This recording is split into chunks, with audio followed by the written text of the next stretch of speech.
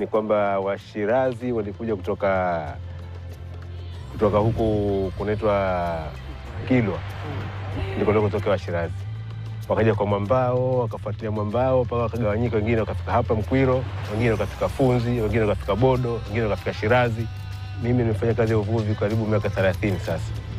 Niko baharini baada ya kumaliza masomo yangu 1975 ya darasa la 7, ndio nilianza kazi zangu za baharini, nikasoma kidogo falahi, soma dini kidogo, alafu nikarudi nyumbani kwa masomo, kwa uvuvi tu.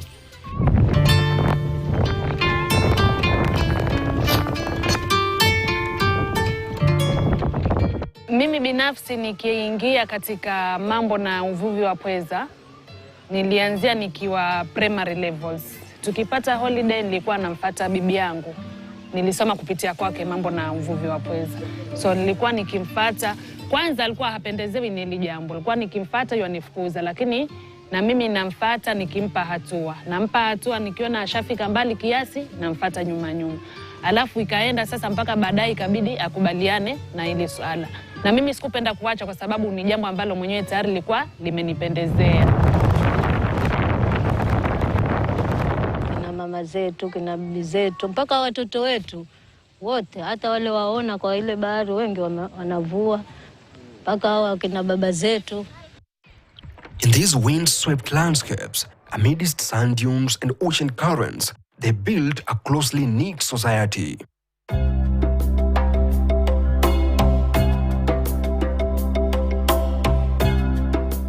Today, the descendants of the Shirazi people continue to uphold their ancestors' values and traditions.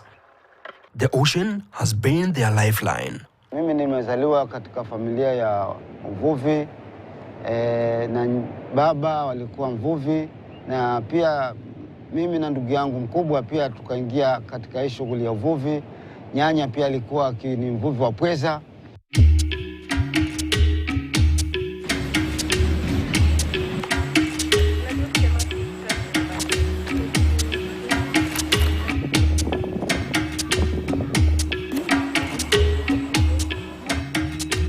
Kutengemana na kifamilia, niliweza kujifunza kazi ya uvuvi. Kwa sababu alikuwa ni mvuvi, niliweza kujifunza jinsi ya kutengeneza hizi zana za uvuvi. Na pia yeye ndio alinifundisha jinsi ya kutega hizo zana huko baharini. Nilikuwa pamoja nikivua pamoja na yeye.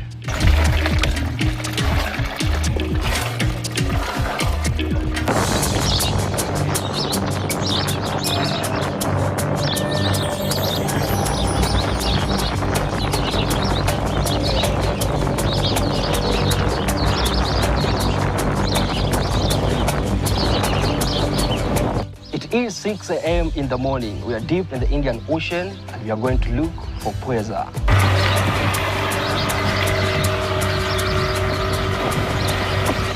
As the sun rises over the horizon, we set sail from Kwale Island on the Kenya's southern coast. Kwale Island, home to over 1,400 people across 200 households, is a community deeply rooted in tradition. Fishing skills and the craft of building fishing vessels have been passed down through generations.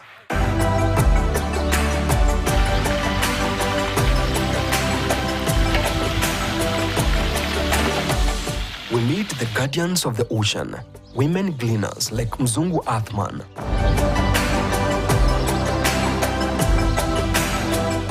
Nilianzia nikiwa primary levels. Tukipata holiday nilikuwa namfuata bibi yangu.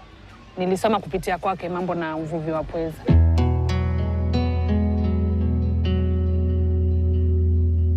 Nikakuwa naangalia jinsi gani anafanya. Vile anatafuta zile nyumba za pweza, anatoa pweza, nilikuwa nafuatilia yani kwa umakini zaidi. Mpaka sasa hii vile nikimfuatilia nikiona vile anafanya, pia na mimi nikawa nimepata hamu ya kufanya kitu kama kile. So ilikuwa nikipata nafasi kidogo, ni muda nakimbilia baharini nafanya pia shughuli za pweza.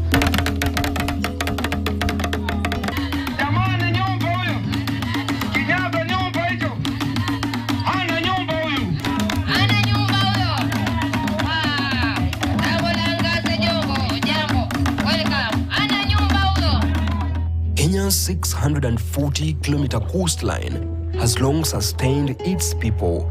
In Mkwiro, the ocean's bounty feeds families and fuels their celebrations. Ndio tegemeo haswa kwa wakazi wa Mkwiro wote, kina mama zetu, kina bibi zetu, mpaka watoto wetu wote, hata wale waona kwa ile bahari wengi wanavua, mpaka hao kina baba zetu wanaingia. Yani tumetegemea kama ndio tegemeo letu, tutasomeshea, tutategemea ndio chakula chetu, tutategemea ndio, yani kila kitu ndio tegemeo letu. Nyanya pia alikuwa ni mvuvi wa pweza, lakini wakati ule alikuwa pweza hawauzi wa bichi sana, labda tu mtu kutaka kitoweo mmoja ndio anauziwa mbichi, lakini mara nyingi nyanya huwa alikuwa kijanao pweza wanawekwa kwa pakacha, wanalala nyumbani, wanafungwa juu kuning'inia hivi, asubuhi tena ndio wanapelekwa bahari huku kando ya bahari, wanaoshwa vizuri, anarudi anaanika, ndio maji kiwa sawa anarudi anaenda zake baharini. We realized that most of these fishermen fish in shallow waters or near shore, so there is an opportunity from them to get a more advanced technology to go and fish in deep water so that they can get more fish, which fetch more market prices. But the tides are changing. Ecosystem degradation, climate change, and unsustainable practices have left these waters depleted. Samaki zimepungua. Samaki nyakati zile zilikuwa samaki ni nyingi. Hata ilikuwa una haja kwenda mbali huko. Kwa humu karibu tu basi unatosheka. Unlike the terrestrial effects of climate change on the terrestrial land, which are very visible. Like if drought occurs, it occurs and everybody can see there's drought. If the rains are too heavy, the flooding is very visible because it is everywhere. But for marine environment, the changes are happening slowly. Sometimes we don't fully understand what is happening. For example, there's changing patterns of fish spawning. Some are either spawning too early because of the heat stress, or they are spawning too late. Fish goes to deeper waters, so fishermen are unable to access the fish. There's coral bleaching, which is now becoming very perennial, unlike before, across the whole of Western Indian Ocean. And this is really affecting the health of the marine environment. In response, Blue Ventures Kenya, along with the Re-Evolution and Comrade, is revitalizing the fisheries sector through community-driven marine conservation. A key initiative is the Octopus Closure Project, launched in 2021. By temporarily closing specific fishing areas, octopus population can recover and mature. One of our main values is to ensure community sustainable livelihoods, and this livelihood is mainly directed through fishing. So if we close the area and there's abundance of octopus during the openings, then the fishers, the gleaners, are going to sell this fish to dealers. Once the fish is sold to dealers, the fishers make money and fend for themselves. The dealers, who are also in the community, make money and improve their own livelihoods.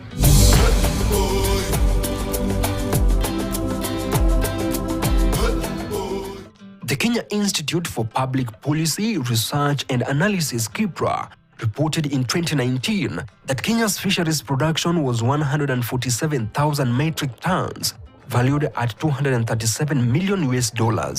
However, challenges persist and marine fishing struggles to reach its full potential. When we talk about one of the benefits of an octopus closure is increased catch. That means that there will definitely be increased income in the community. So this income partly is supposed to ensure that it goes to support the management measure in terms of octopus closure, supporting patrols, supporting data collectors. So when fisheries rebuild and there is increase in income in the community, then there is available income to support running of the management measure.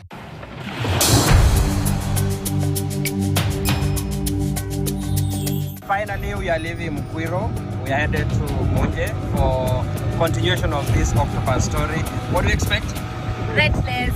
Greatness. Fun, good things. This is my good team. We have huyo ndio diver. That's the videographer. Stay tuned for our second part series of Octopus production. See you in Munje.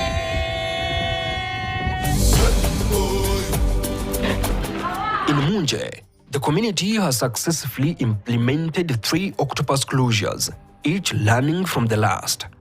These required careful planning, strong community involvement, and clear communication.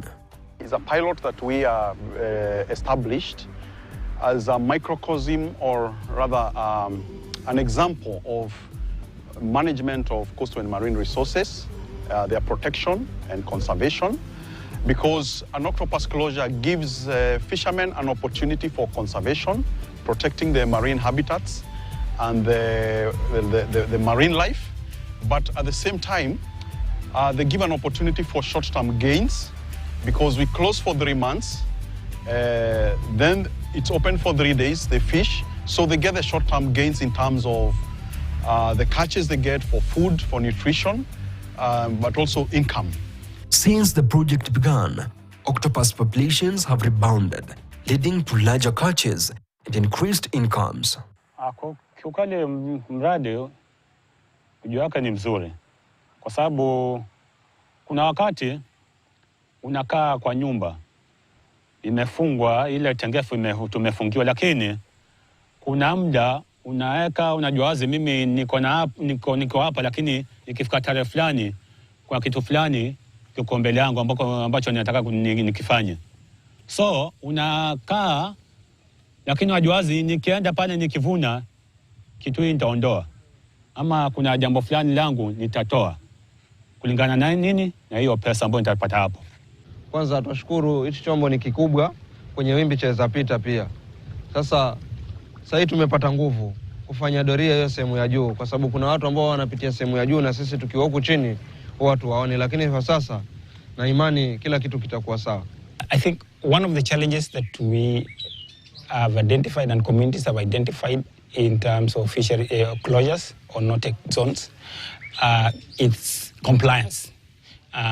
That is compliance with the regulations that are in place, so that we don't have infringements, people coming to fish in closed areas. And the capacity to enforce that has been a challenge in terms of having enough rangers who can work full-time to ensure that there is that level of compliance, as well as resources to patrol, like boats, like life jackets, to ensure that at all times the communities, BMUs, are in a position to ensure that there's compliance and there's less of infringement, because then that affects the success that we will see in a closure. So, and thanks to the new development in Munje that we've had, where Blue Ventures in partnership with Comrade were able to procure a patrol boat that is supposed to be equipped and is supposed to ensure that communities have now increased capacity to patrol the closure area. The new chapter begins as 30 women cleaners from Kwale arrive in Munje, eager to learn. Nimejifunza ya kuwa kwanza kuko na tofauti ya tengefu na eneo ambalo linafanywa uvuvi kwa kila siku. Tengefu ni sehemu ambayo imetengwa kwa ajili ya mavuno ya muda. Na tumeona pia katika tengefu yao kuna pweza ambao ni wazuri na wakubwa. Unaweza pata kiasi cha pweza ambaye pweza mmoja anaanzia kilo 1 hadi kilo 3 mpaka 4. This exchange program fosters empowerment and resilience as women like Mzungu pass on their skills to others. In terms of gender mainstreaming in fisheries, we think that this is a very good example of how women can even participate in fishing itself, because a lot of villages here in the coast, most women are not participating in fishing. They participate in the tail end of the value chain, but not at the upstream. So for them to participate in the upstream in fishing is a very good initiative, which we are glad they have received it very positively, and we are happy of this outcome. Monthly data from trained community collectors show notable improvements in the landing volume.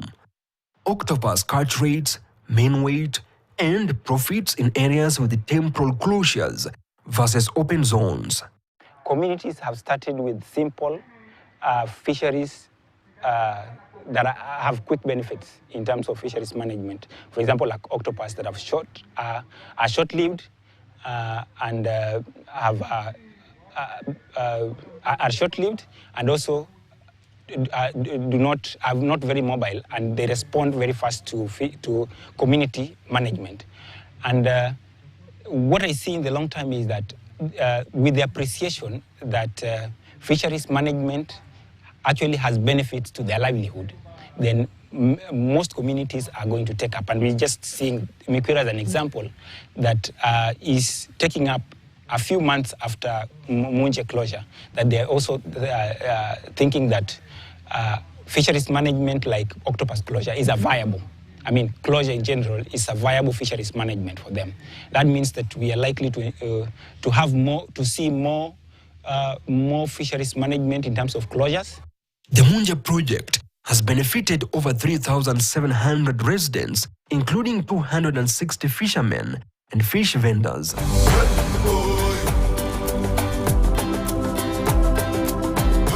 Dr. Kimani Patrick, Director of Coastal and Marine Resources Development, Comrade, stresses that unlocking the fisheries sector is crucial to addressing poverty among fisherfolks.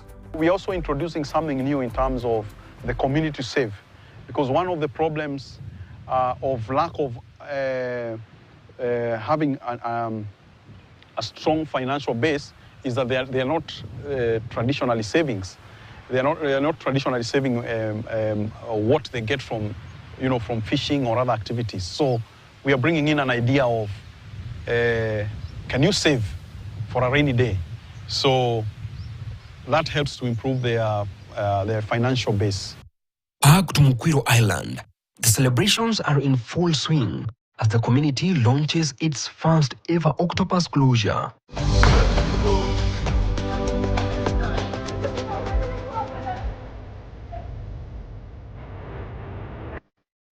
As communities start to show interest, it's important for communities to use data to inform which management measure they would want that is available for them and they want to take up. And also this data is used to review the impact of the management measure. And I want to say that this is not a linear process. It's a circular process in the sense that data is used to inform management, data is used to review the impact of the management measure, as well as data being used to review, is used to improve on the management measure that is available, like octopus closure.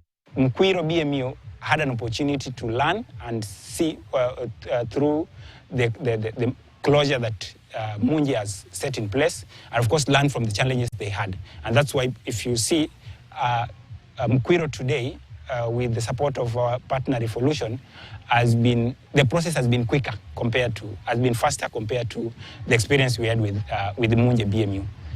In Mkwiro Island, the Evolution organization has empowered 46 cleaners, including 40 women, by establishing marine protected areas and promoting community-based fisheries management. Climate change has become a very big issue for us, especially increased in temperatures and even sedimentation.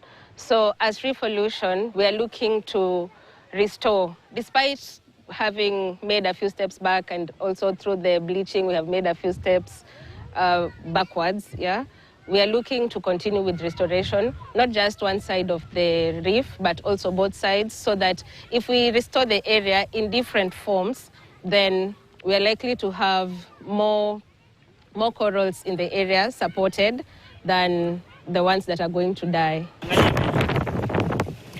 Africa once led the global octopus market with a 35% share in 1990, but this dropped to 18% by 2012. Today, Tanzania, Madagascar, and Kenya are key octopus exporters in the Western Indian Ocean, supplying European Union markets like Portugal, Italy, France, and Spain.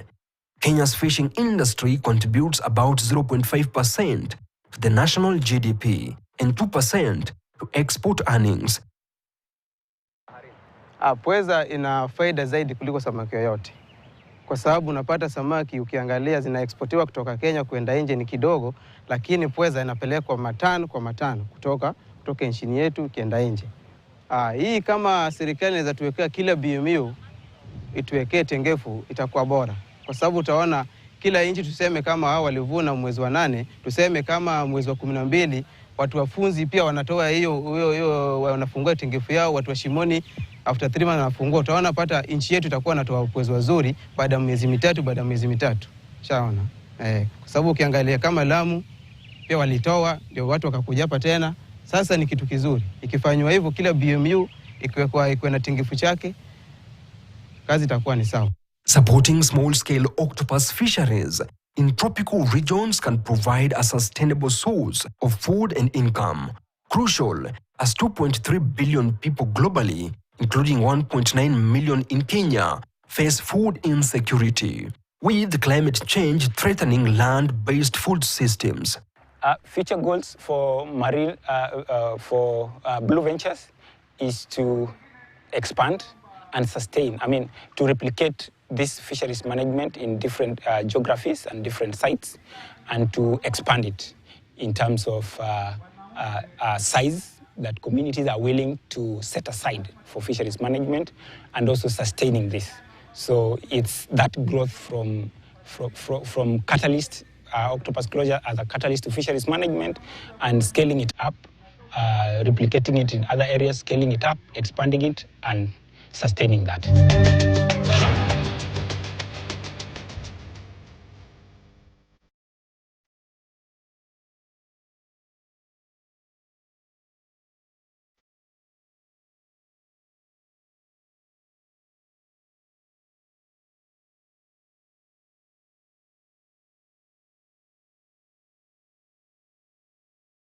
Kipra data indicates that fully exploiting the fisheries subsector could generate nearly 500 billion Kenyan shillings. The Octopus Closure project targets this potential while addressing key sustainable development goals, including SDG number 14, life below water, SDG number 1, no poverty, SDG number 2, zero hunger, SDG number 5, gender equality, and SDG number 13, climate action. Organizations like Blue Venture, Re-Evolution, and Comrade are crucial in building fisheries sector in East Africa. So we are building also a market here. We are building the market predictability. We are also going to be having a project on value addition, where we are going to be having a project that takes the octopus, we package it, and we introduce this to the market, particularly in the hotel industry. Along the coast, the octopus is very much in demand, and if we can be able to assure that there will be a catch during this period, and even the quality, how it is handled, because the octopus is marketed within 1 hour of catch, 1 to 2 hours of the catch, so the quality remains very high. The market is not very far. Munja is very accessible.